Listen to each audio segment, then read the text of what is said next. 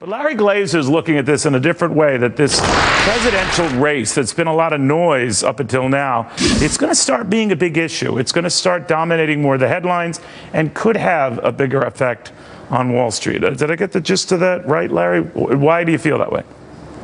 I think that's right, Neil. Well, certainly so far, it really hasn't had a major impact. And despite the fact that the presidential election is the front page story in every major paper, it hasn't really impacted policies on Wall Street. It hasn't really affected business on Main Street. But that is going to change. It's going to be changing because certainly we're getting closer to the election, no doubt. But it's also going to change because the field begins to narrow and the policies begin to be clarified and they begin to articulate it. And with those, we see some very different policies emerging from the candidates. And those policies will affect the economy that we live in. At the end of the day, the candidate that is able to navigate the dysfunction in Washington is going to be the candidate that lets America succeed. But the impact on tax policy, the impact on the national debt, certainly health care, but also trade and other areas is going to be felt for the next 4 years at a minimum. But you talk about debt and all those type of issues. Neither party has really addressed that.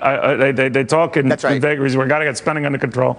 But outside is picking around entitlements, maybe slowing their growth. Not a lot. No. And it's interesting, during the Democratic debates, when we talk about the idea of debt, it's nowhere to be found. It's almost like this taboo family topic that no one wants to talk about. Oh, you're right. I mean, they're all for new goodies and spending on that thing. You're almost tempted. All right, so Republicans obviously have a different point of view. They're not going to give you goodies and spending. But then you got to ask, well, then what are you going to take away? How are you going to justify taking that stuff away in a cogent manner that can still win you votes? That's right. Well, certainly if you look at Hillary's policies right now, you compare those to Bill Clinton, who in hindsight was actually a very pro-growth, pro-business president. But now you have a different Clinton and you have a different era. And her policies are increasingly being influenced by Bernie Sanders, potentially But do you think as president, Warren. That's the rap that if she's saying anything she can to get elected, and that once in office she will not be that way. That she'll be closer to the policies of her husband, and that with a wink and a nod, even her financial backers, which I find a little disingenuous, to saying, yeah, we kind of know that. We had this understanding she's going to rail against us, but she'll be friendly to us. Do you buy that?